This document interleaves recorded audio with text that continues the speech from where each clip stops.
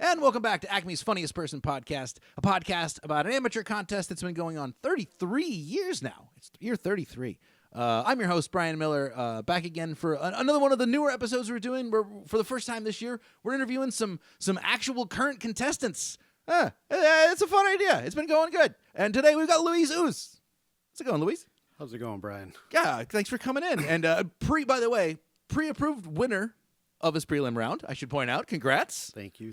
You were up early. You were the first week or two, right? Yeah, I think it was the first week, Saturday, the late show, so. Yeah, did you sign up pretty early? I did, yeah. Because that's usually how, because a lot of times, it's that simple. It's not like they, have a flow chart. It's just names. So it's like the first 40 people get the first 40 slots, and if you sign up late, then you go deeper. Or you can request times, or they used to be able to have a thing of like, what weeks can you not be here or whatever. I signed up so early that I kind of forget what the sign-up process was like. I think there used to be like, I can't do this, or they'll work with you, if you need to. Some people will push it out, which I think if you're brand new, it's better to like wait till later in the contest, because if you're like brand new, it's like, well, get another month under your belt, like. I did the contest for my first time last year when I had been doing stand-up for only 2 months. Oh, perfect! I didn't know you did it. That makes total sense that you did it last year, though. Yeah. Of course, yeah. So this will be your triumphant return.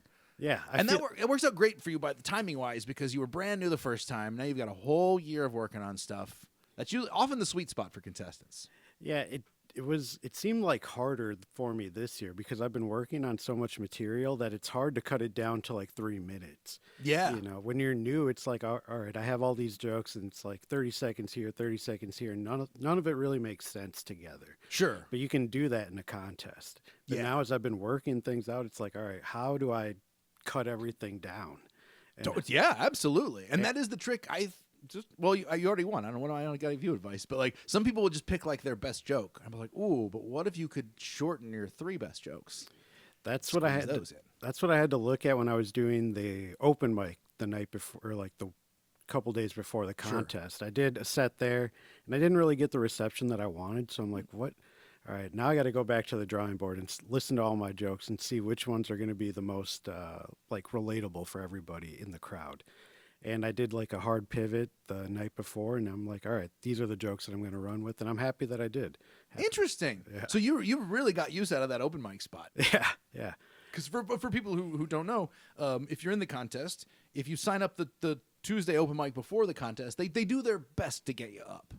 It's not, sometimes there's if 30 people sign up, they can't get everybody up. But you in the summers when you see the list, those first 10, 11, 12 spots will be 3s. And it's all people who were in the contest that week. Yeah. And some people don't make use of it, which I always find, to me, it's like, why would you not? Just for a free spot at the open mic. Yeah. Why not? I try and take something away from every open mic. You can't obviously do that with all of them. Sometimes it's just a bad open mic. And that's all it is, But yeah, going into the open mic, before my contest night, like I said, I just wanted to see what jokes I should use and which ones, most people are going to get on board with. In 3 minutes, you don't have enough time to build up that, that good faith with the audience. So I just want to hit them with jokes that they like right away and they don't have to think too much about. And so, yeah, Tuesday was a good experience for me in terms of like figuring out what I need to say come my contest. Why do you think? Because there's always the possibility that like the Tuesday crowd was a little off, or not all crowds are built equal. Your Saturday night crowd's obviously going to be better. Yeah. Right. But like, what do you think? Why do you think the jokes that you picked that you wound up swatching out? Why do you think they didn't work as well? I think I don't know how else to word it, but it was like 3 minutes of dunking on white people for things that they've said to me. I'm like, that's great. I think you put it perfectly. Yeah. Like I can't just come out of the gates with that. I have to, do some self-deprecating material about myself and, talk about my family a little bit. If I do 3 minutes of just like, these are the crazy things that white people have said to me, they're not going to like that. So sure. So I wanted to go. Because they don't know you yet to some degree. Exactly. In a 10, 15-minute set, that's great. I can do that stuff just fine and it gets laughs. But if I go right off the bat with that stuff, it's hard for them to get on board. I don't want to make anybody feel bad right away either. So. My buddy Ismo, the Finnish comedian, who's great, he gave me a great bit of advice. This joke I always used to do at the end of my act, just not the end. It's a stupid little joke Well, people have heard me do it too many times. But for a hot minute, I moved it to the top of my act when I was opening for him in the theaters because it's a really quick one. Yeah. It was one that I could do like as I was putting the mic up, basically. It was a super fast joke. And it was going fine. He goes, you got to move that joke back deeper. He goes, people don't know you. He's like, that joke requires people to know you a little bit. He's like, when they know you, it murders. And he's like, but when they don't know you, it does fine. Yeah. But he's like, you should pick a different joke. He goes, that joke should always be saved for when they know you. And I was like, oh yeah, duh. I was like, it's great advice. And then instantly I did it, and then was like, yep, joke's back to being. Yeah, it's always like that. Figuring out the order in which you tell jokes. It's so important. I opened up with a joke that I hadn't done in a long time. It's like somebody asked me if my nose was attached to my glasses. That was crazy. It's one of the first things, like one of my first conversations with a comic. It's a funny line. Yeah.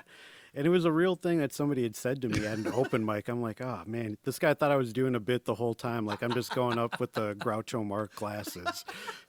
And it's, yeah. That's funny. That's funny. I hate how well it works. It's never not worked. And I stopped telling it for a while because I was working on new openers and working on new material. But I'm like, this is a good time to bring that out. They can see like a little goofiness, and it gets a good quick laugh right away. Yeah, it's like people, I've heard people kind of be like self-deprecating, kind of write it off like, oh, it's an easy trick up top. And I'm like, well, is it though? I think it's good. I think it's good to show the audience that you have a sense of humor about yourself. So then everything else that you say, it's like, hey, I'm fair game. We're all fair game. It shows that you're not uptight about just like. Yeah, exactly. That's how I feel. Like I want to show them that it's all right to laugh at the things that I'm going to say. So if I'm comfortable with it, it's letting them know that they're comfortable. They can be comfortable laughing as well. Yeah, I'm always baffled by comics who can't be made fun of. Like, something like in a green room, they get uptight, and you're like, hey man, I don't know if you know this, we're in the making fun business. Like, that's like some of my favorite things to do. And I worked in like a maintenance shop for a long time, and I think that's what really got me into doing stand up is when you have to like defend yourself against these blue collar guys. Dude, blue collar jobs and like first responder type jobs. Those people are great audience members because they're interacting with each other that way. They're making dark jokes about stuff. They're busting balls. Exactly. In a maintenance shop, you're not always working, so you have like an hour of downtime and you're always picking on the oldest guy or you're always going to find a target inside a maintenance and people are going to shop. find your thing, and then that's going to be, you're going to hear about it. Oh yeah. It's pretty easy to find my thing. No, that's So I don't really know. What is your background? Like, what did you do before this, and how did you get into comedy? So I'm a metrologist. So I work for a pharmaceutical company. Metrology is the science of measurements. Oh, yeah. Okay, as in metrics. Yeah. Metrologist. Yep. All right. And when you say that, do people think you mean meteorologist? All the time. And metrology, it's a great career. I really enjoy my job, but it wasn't. I don't know, it took me a while to get on board with it. And it wasn't until I started doing stand-up that it made me appreciate my job more. Oh, that's cool. Yeah. When I was just doing metrology and I didn't have like a hobby, it's like, man, this job, like, yeah, it pays well, but I'm also really bored all the time. Like my job, I sit behind a desk and I'm doing like paperwork. And when I started doing stand-up, it gave me the appreciation. It's like, oh, I actually have a really, like a perfect job. I can work 9 to 5, and then I can do open mics afterwards. And I don't have to work weekends too. So like if I were to get booked, or like getting booked on weekend shows, now I don't have to worry about putting in PTO. Sure. Like there's no overtime. It's perfect. And I didn't realize that until I started doing stand-up. Well, it sounds like a job that like some jobs kind of drain you potentially creatively, or if you have to deal with people a whole lot all day, where it can be tough, I think, to do like certain jobs and then go out and do stand-up. Yeah. It sounds like maybe that job like kind of uses different parts of your brain, and you can kind of like think of jokes and build up your social reserves. That's exactly what it is too. I think, before I started doing metrology, I was a maintenance guy also. And so I was troubleshooting equipment, and I really take that mindset to my jokes as well. It's like, all right, if I look at my joke as a problem, like how many different solutions can I make for this joke? What isn't working about it? What little thing can I change to make it better? It's really troubleshooting, but now with the things that I write. That's interesting. And it's totally true, because I think the way you phrased it too was great, was how many different solutions are there? Because some people get hung up on the idea of like there's a way, or there's the perfect way. But a lot of times it's like, no, you could do a bunch of different stuff. Yeah, and sometimes like it's not even doing like a big change either. It's the smallest change. It's changing a word or just adding a little more room for a joke to breathe, and you can just like build it up so much more. Yeah, bringing up my buddy Ismo again. He's a great joke doctor. He's a guy who can like look at your act and be like, make these little subtle tweaks. And I won't do the whole joke, but I have a joke that the opening line used to be, I was a pallbearer at a Zoom funeral. And it was a fun line, and it's true, and it got a reaction. It was going well. The joke went well. It was doing, in my mind, we got it. Yeah. I mean, it didn't come out of nowhere. Like, it was a little more setup to it. But that's like the true setup to the joke was I was a pallbearer at a Zoom funeral. And then Ismo said to me, he goes, that's a lot of information for one sentence. And I thought, he's right. You got to give people information in, like, you got to let them digest each piece, like, And so we kicked it around in the van ride on the way from between gigs. And so we came up with just I went to a Zoom funeral. I was the pallbearer. And what's interesting in that is not only does it ultimately the end hits as hard or harder than it ever did. The punchline probably does a little better. But now Zoom funeral gets a little chuckle. Yep. I was the pallbearer gets its own laugh. Whereas it used to be, because it was like wadded into the same sentence, people had enough time to process it, but not enough time to like process it and laugh. Yeah. So it's like it almost doubled the length of the joke in a weird way, because now it's like a 3-sentence joke instead of a 2-sentence joke. Yeah, that's so good too. I don't know. I think about that with my jokes also, like processing time. Like as I'm writing something, it's like we want to get to the laughs as quick as we can, but we also don't want to like beat them to every punchline. We want them to digest it and have them think about it for a minute. And then it makes the joke so much stronger too. It's a delicate balance. You don't want them to be there too far ahead, but if you want everybody to have caught up. I have a joke that people for years were trying to get me to shorten. Every time I would turn it into a tape or management people, you got this fat in the middle of this joke. And I would always tell people, it's like, listen, it's not that I've never tried it without that part. Yeah. But it's like, that's the part that makes the joke work. Yep. It's like, is it on paper? Yes, it is wasted words. If you wrote it out, you'd say like, well, why are you repeating those lines? I'm letting people get set up. And when I do that, always hits. Yeah. And when I took it out, it was really clear that it hit like half as well every time. That's like super interesting too. Like you can, like I'll start like a new joke, right? And you have all these extra words in there, and you keep cutting down and down until you get to the part that actually works. Mm-hmm. And you found something with your joke. It's like, yeah, I need these words here, because if I take that out, it just breaks the whole thing. And I've done that plenty. I've broken a joke. I'm like, why doesn't this work anymore? Oh, it's because I took out this line. Yeah. And you can always go back. Yep. It's not like you threw the words away. You set them on fire. But it's funny that like it's kind of like the rules are made to be broken in a way. And the art, to me, is kind of knowing when to break the rules. That's what makes it interesting. Yes. If everyone just did everyone just did the fucking structure and rhythm, it would get really boring and really predictable. It is, yeah. But the form is there for a reason. Like, you gotta know it at least to be able to like diverge from it. I just did a presentation on stand-up in St. Cloud. Huh. Because before I even started doing, like before I thought about going to my first open mic, I was listening to this podcast, and they talk about joke theory or like stand-up theory. And I listen to it religiously. They have so many episodes on like likability, presence, your voice, joke writing. And I think I've listened to each episode at least 3 times. And I've listened to it so much that I wanted to give a presentation on people, like for people who have never thought about doing stand-up or know anything about it. And so I went to St. Cloud. It was a night called Nerd Night at a bar, and there's 3 speakers. Each one gets 20 minutes to do a presentation. Mine was on stand-up. And I showed them the basic structure of a joke. It is setup, tension, punchline, release. And that is just like the basic formula. Yeah. And, yeah, we could do that all day. Like you're saying, it does get boring. And it's nice to see like alternative comics out there, people that are doing like visual aids or doing like really strong act outs. I wish I could do some of that stuff. I just haven't found a way for me to feel comfortable doing any of that. But you can play with this within the structure, even just of the writing. Yeah. I'm not a big act out guy. I'm not a big voices guy, Yeah. But so my favorite comedian is Dana Gould.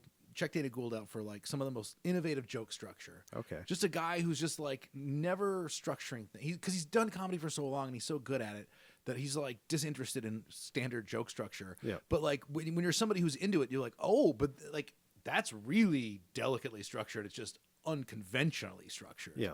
I love stuff I love playing out weird silences. Dana has a couple of jokes where there's like a solid minute of silence, but it pays off. Yeah, it works, and the silence is interesting. He's also the guy who said, and I know him a little bit. He didn't say this to me. He said this on a podcast, but he said a long time ago, when he was younger, he was in an open mic, and he's thinking to himself, I might not be the funniest person. Like there's some really funny people here, famous people. But I can be the most interesting funny person. And I think that's like a really worthwhile goal. And like, it sounds like a cop out in a way, but like ultimately it's kind of harder to do. Yeah, exactly. With all these contests, you think about like, all right, why did the judges like this person? Sometimes it comes down to like originality. Even though the jokes are original, sometimes it's more than just up there, doing setup punchline. It's like, what are they doing with their act? That is so much different than what we're doing right now. And there's so much to work with in comedy that I'm still learning every day on how to change my material. I think one of the most interesting like comments I've gotten about the way I do stand up, I was in Eau Claire, and the booker said, "You're really weird on stage." I'm like, "What are you talking about?" He's like, "You just take a lot of long pauses.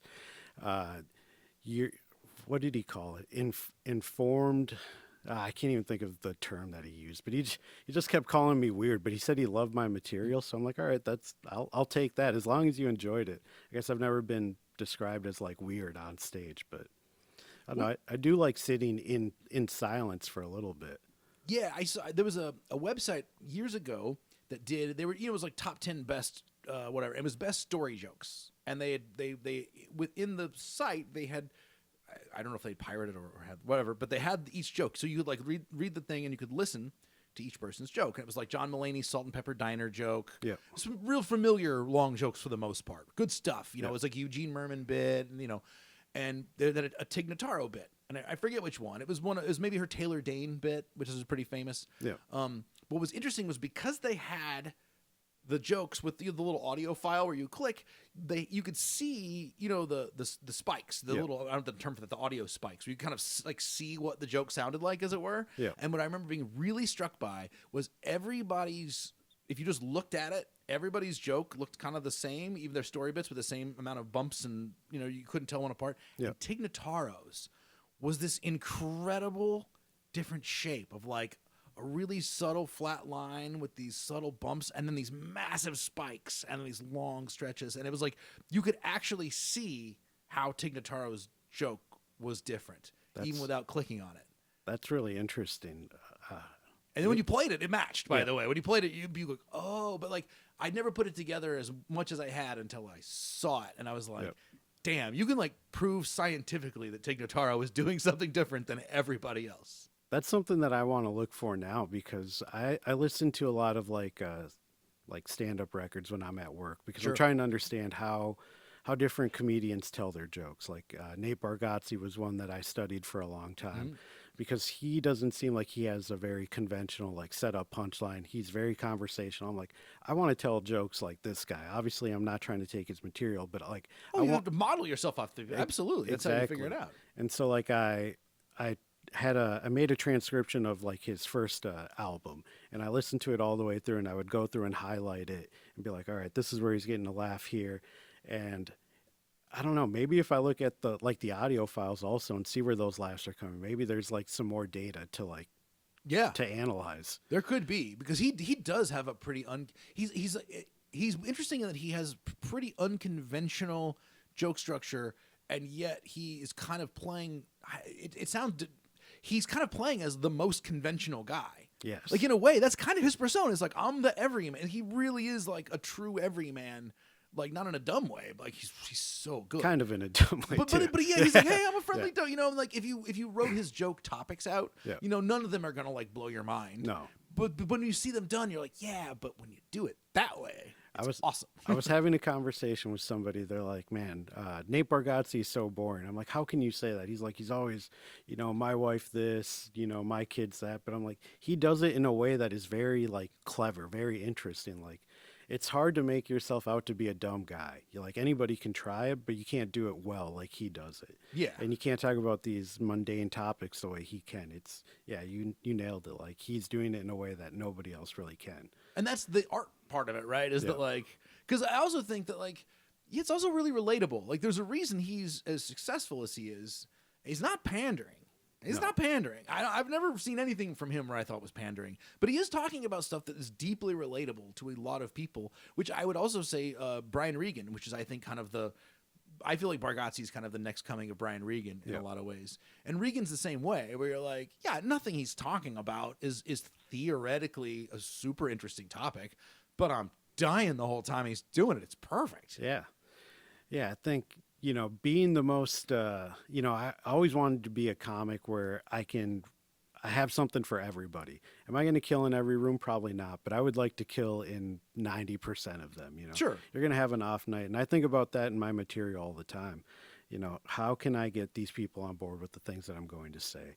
And to model myself like after, Nate Bargatze, Brian Regan, that's what I'm aiming for. Like I just want everybody to enjoy the things that I'm saying, have them, whether or not they can relate 100% to the things that I'm saying, if they can find something for themselves, that's what I want. Yeah. And then it's also fun when you see some kind of sort of more punk rock comic who's out there talking about super weird stuff in super weird ways. And you're like, that's great. I like all the flavors. Yeah. As long as it's an interesting version of the flavor. That's true. I've always told people, my theory is that, and this applies to comedy, but also in general in art, there's some things I like more than others. There's some things I don't like. There's some, like, I'm not as into, like, say, electronic music. Yeah. I'm not as into dance. I like opera, and I like country music. There's just certain genres and things that you like more than others. Yeah. But I think the greatest or the super interesting version of anything is interesting. Yes. Like, if you don't know shit about dance, but you go to see, like, a genuinely, like, innovative, intriguing dance performance, you're gonna be like, whoa. I might not go see dance again, but like, that was really cool. I don't know anything about ballet, but I know what I saw was cool. And I think that applies to comedy styles, because I always say one of my favorite comics is Cat Williams. And Cat Williams came out of the Def Jam generation, and there was a lot of comics who were kind of disposable, kind of the way there was a lot of like boring VH1 comics back in the day who were just like, did you ever notice? Kind of Seinfeld knockoffs. There was a lot of guys on Def Jam who wanted to be like Cat or Bernie. But when you watch Cat, you're like, yeah, okay, maybe 100 guys are doing, in theory, the same thing. Yeah. Nobody's doing it that well. No. And it's great. Yeah, it's, he's a one of one. Yeah. And that's, So that applies to any style, right? You could pick any style, be it weird or conventional, but like the best version of it is like, the best version of it's really cool. So it seems silly to say like, I like observational comedy, but not surreal comedy. It's like, well, what about the best surreal comic? Yeah, I take a little bit of everything from every comic that I watch. I think you have to learn how else can you expand, as a comic if you're not studying what other people are doing. Maybe you don't have to do all of what they're doing, but if you take a little bit from each person, you're going to be a much better comic. Like I don't like doing a lot of crowd work, and I'll do it, because I just want to test myself. And usually it ends up better than I could have hoped for. Sure. Yeah. Well, I think sometimes if it's a comic you're not as into, or a style or a thing that is not normally your style, it's really worthwhile to figure out why it works, because you're like, well, there must be something that I don't do at all, because I don't identify with this, or this isn't my thing, but it is. So why does that thing work? Doesn't mean you have to do that thing, but knowing why that works can help inform how you can make what you do work better. You can also, shift it for your own purpose too. Like you can try it in a style that is authentic to you as well. And there's something to take away, not just from comics, but I think art in general. I think you hit on a really good point, like watching like a great dance. I think if you go out and study like the greatest works of art, it's going to make you a more creative person as well. It's going to unlock something inside you when you're writing or performing. I think just studying all like great art can help in some way, shape, or form. I agree. I always tell people, like, it's good to, obviously, especially when you start, it's good to process. You want a lot of comedy. You want to know what the landscape is like and everything. But, like, don't just watch comedy, watch movies, listen to bands, just like you said, just take art into your brain and let it all that stuff will simmer around in there. It's like a gumbo. All the ingredients will come together, even if they don't seem like they fit together. But you got to put a lot of different stuff in there to make it work. That's true. My first year of doing comedy, I didn't really watch any professional, I didn't watch any Netflix, Hulu specials at home. Everything that I was taking, from every performance I was taking in was live comedy, whether it was at the open mics or shows or whatever, but I wasn't watching anything at home. And so people would ask me hey, did you see this new special? I felt like I was the worst comic to talk to because I wasn't watching any of that. And if I did watch something from that comic, it was probably really old because I was trying to figure out what did they sound like when they started. Sure. Interesting. Yeah. And I still don't watch a lot of comedy at home now or specials at home. Everything I watch is in person because I don't know. I like being in the room. I like being able to hear the audience, see what the comic is doing on stage. Yeah, I mean, I watch very little stand-up on specials. I mean, there's some people, Chad has a new special, Dana has a new special. Check stuff out. Or I'll watch 10 minutes of people's special to get a feel of it. Yeah. But I'm way more likely to be like, oh, that's interesting. When they come to Acme, I'm totally gonna go. Yeah, that's where I'm at. It's I'll wait till they come to town and then I'll watch it there. Yeah, it's just it's a live thing, and I think it'll always be better live. It's like jazz that way. Yeah, it's just most music, but I think especially jazz. But it's just there's something about it. It's just I don't know. You had to be there, and that's what I like about it. If you weren't there, you weren't really there. Yeah.